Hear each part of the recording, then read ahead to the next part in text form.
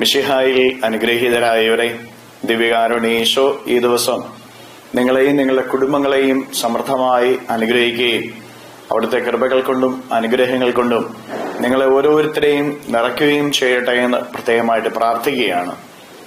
വിശുദ്ധ യോഹന്നാന്റെ സുവിശേഷത്തിന്റെ 3-ാമത്തെ അധ്യായത്തിന്റെ 31 മുതലുള്ള തിരുവചന ഭാഗങ്ങളില് ഈശോനാഥൻ നമ്മെ ഓരോരുത്തരെയും പഠിപ്പിക്കുകയാണ്. ഉന്നതത്തിൽ നിന്ന് വരുന്നവൻ എല്ലാവർക്കും ഉപരിയാണ്. ഭൂമിയിൽ നിന്നുള്ളവൻ ഭൂമിയുടേതാണ്.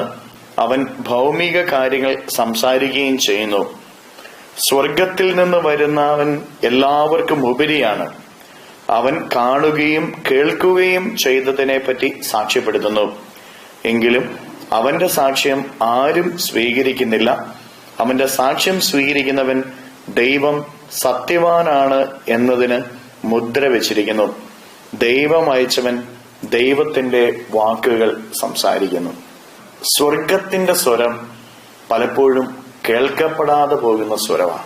ഭൂമിയുടെ സ്വരം കേൾക്കാനാണ് എല്ലാവർക്കും താല്പര്യം. ഇന്ന് കേൾക്കപ്പെടുന്നതും ഭൂമിയുടെ സ്വരമാണ്. ഇന്ന് ഈ തിരുവചന ഭാഗം വായിച്ച് നമ്മൾ ഓരോരുത്തരും ധ്യാനിക്കുമ്പോൾ നമ്മോട് തന്നെ നാം ചോദിക്കേണ്ട ഒരു ചോദ്യം: നാം സ്വർഗത്തിന്റെ സ്വരം ശ്രവിക്കുന്നവരാണോ, അതെയോ മനുഷ്യരുടെ സ്വരം ശ്രവിക്കുന്നവരാണോ? പലപ്പോഴും ഭൂമിയുടെ ഭൗമിക സ്വരങ്ങൾ, മനുഷ്യന്റേതായ സ്വരങ്ങൾ കേൾക്കാൻ ഇഷ്ടപ്പെടുന്നവരും അത് കേൾക്കുന്നവരുമാണ് നമ്മൾ ഓരോരുത്തരും. പ്രിയപ്പെട്ടവരെ, നമ്മുടെ ജീവിതം സ്വർഗത്തിന്റെ സ്വരം ശ്രവിക്കുന്ന ജീവിതങ്ങളായിട്ട് മാറണം. ദൈവത്തിന്റെ സ്വരം ശ്രവിക്കുന്നവരായിട്ട് നമ്മൾ മാറണം. ഈ കാലഘട്ടത്തിൽ ദൈവസ്വരത്തിന് ചെവി കൊടുക്കാതെ പോകുന്ന ഒരു ജനതയാ ഉയർന്നു വന്നുകൊണ്ടിരിക്കുന്നത്. ദൈവവചനത്തിന് വില കൊടുക്കാതെ, ദൈവവചനം വായിക്കാതെയും ആ വചനത്തിലൂടെ നൽകപ്പെടുന്ന ദൈവത്തിന്റെ സ്വരം ശ്രവിക്കാതെ, അത് ജീവിക്കാതെയും ഇന്ന് മനുഷ്യൻ കടന്നു പോകുന്നത് കൊണ്ട് തന്നെ മനുഷ്യൻ ഇന്ന് ഭൂമിയുടെ ഭൗമിക സ്വരം ശ്രവിക്കാൻ ഇഷ്ടപ്പെടുന്നത് കൊണ്ട് തന്നെ തകർച്ചകളും ദുരിതങ്ങളും ഇന്ന് ലോകത്തിലേക്ക് കടന്നു വന്നുകൊണ്ടിരിക്കുക. നമ്മിൽ പലരും അനുഗ്രഹിക്കപ്പെടാതെ പോകുന്നതിന്റെ ഒരു കാരണം ഏതാ? ദൈവവചനം ശ്രവിക്കുമ്പോൾ തന്നെ ഭൂമിയുടെ ഭൗമിക കാര്യങ്ങളെ കുറിച്ചുള്ള സ്വരം ശ്രവിക്കാനല്ലേ നമുക്കിഷ്ടം? ഭൗതികമായ നേട്ടങ്ങൾ എങ്ങനെ ഉണ്ടാക്കാം എന്നത് കേൾക്കാനല്ലേ നമുക്കിഷ്ടം? ഒരു വചനം ശ്രവിക്കുമ്പോൾ നമ്മൾ ആഗ്രഹിക്കുന്നത് എന്താ?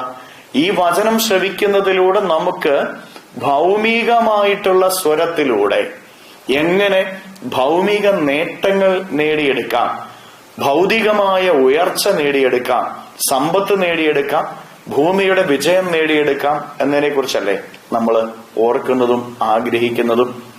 അതുകൊണ്ട് തന്നെ പ്രിയപ്പെട്ടവരെ, നമുക്ക് നിലനിൽക്കുന്ന സൗഭാഗ്യങ്ങളൊന്നും പലപ്പോഴും ലഭിക്കാറില്ല. വചനപ്രഘോഷണങ്ങൾ തന്നെ നമ്മൾ എടുത്തു നോക്ക്.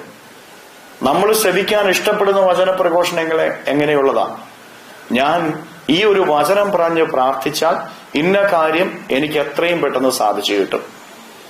ഭൗതികമായ സുഖങ്ങള് എത്രയും പെട്ടെന്ന് സാധിച്ചു കിട്ടുന്നതിന് വേണ്ടിയിട്ടല്ലേ പലപ്പോഴും നമ്മളൊക്കെ പ്രാർത്ഥിക്കുന്നതും ആഗ്രഹിക്കുന്നതും. പ്രിയപ്പെട്ടവരെ, അപകടകരമായ ഒരു കാര്യമായത്. അതുകൊണ്ട് ദൈവസ്വരം ശ്രവിക്കണം. ആ സ്വരം ശ്രവിക്കുന്നതിന് വേണ്ടിയിട്ടാ സ്വർഗത്തെ നേടിയെടുക്കാൻ വേണ്ടി.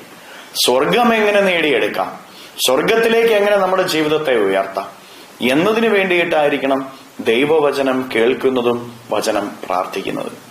ഇതിനു വേണ്ടുന്ന ഒരു കൃപ ഈശോയോട് യാചിച്ചുകൊണ്ട് നമ്മുടെ പ്രാർത്ഥനകളും നമ്മുടെ യാചനകളും നമ്മുടെ ഓരോ കാര്യങ്ങളെയും ഈശോയ്ക്ക് സമർപ്പിച്ച് നമുക്ക് സ്തുതിക്കാം. ഹല്ലേലൂയ. ഈശോയെ നന്ദി. Hallelujah, hallelujah, hallelujah, hallelujah, hallelujah, hallelujah.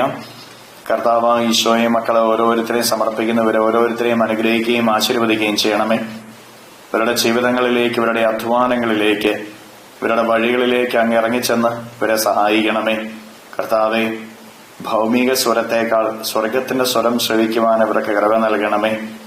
കർത്താവെ, ഇവരെ സഹായിക്കണമേ. ജീവിത വഴികളിൽ അങ്ങ് ഇവരുടെ കൂടെ ഉണ്ടായിരിക്കണമേ. അധ്വാനങ്ങളിൽ ഇവരുടെ കൂടെ ഉണ്ടായിരിക്കണമേ.